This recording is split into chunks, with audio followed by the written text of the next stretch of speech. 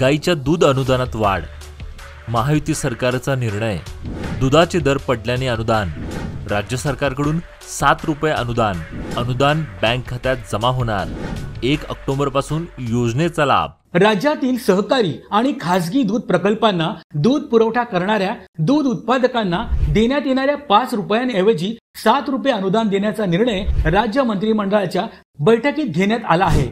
या निर्णयामुळे शेतकऱ्यांना दुधासाठी प्रति लिटर 35 रुपये भाव यापुढेही मिळत राहणार आहे। दूध संस्था दूध उत्पादकांना प्रति लिटर 28 रुपये देतील, तर शासन वरील 7 रुपये अनुदान देईल। शासनाच्या वतीने प्रति लिटर 7 रुपये अनुदान दूध उत्पादकांच्या बँक खात्यात वर्ग करण्यात येतील।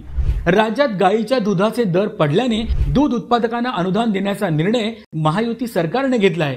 ही योजना 1 ऑक्टोबर 2024 पासून राबविण्यात येईल। दूध उत्पादकांच्या पाठीशी महायुती सरकार।